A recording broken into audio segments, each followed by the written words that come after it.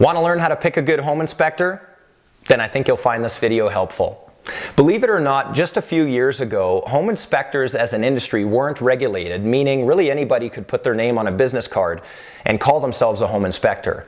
That's a really scary thought, and that was the case for a long time.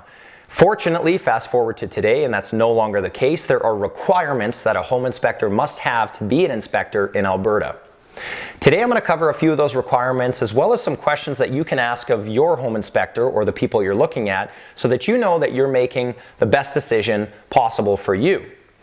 As I mentioned, there are requirements now. So one of the biggest things a home inspector has to have in Alberta is a home inspector's license.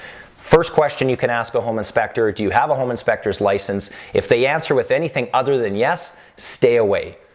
Another thing home inspectors have to provide to you is a contract outlining exactly what their services are going to include. Very transparent, and they need to do that, or show it to you rather, before the inspection is completed. Now further to that, there are more designations that a home inspector can have that some people might look for when they're getting their home inspected. For example, some have training, designations or certificates in air quality testing, mold testing, and one that I love to see, which is thermal imaging. Now I love thermal imaging because it gives the buyer a lot more peace of mind when you're buying the property as to what's behind the walls, is there insulation issues, etc. For example, if a home inspector shows you on the thermal imaging camera that there's a big blue spot in the ceiling underneath the bathroom, then that tells the buyer, well, hey, we need to do some extra investigating to find out if there is a leak or something like that. Not all home inspectors include that service, and some charge additional fees for that service. So it's not so much what you're paying for a home inspection, it's what you're getting for what you're paying. So make sure you ask all the questions so that you know you're getting everything that you want out of your home inspection.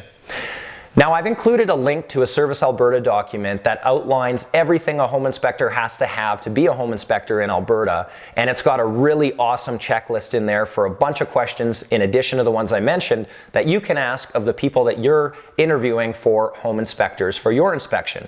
Have a look at that document. I hope you found this all useful, and if you have questions about home inspectors in Alberta, in Calgary, get in contact with me. I'd love to help you out. And I thank you very much for watching this video, and I'll see you again next Tuesday.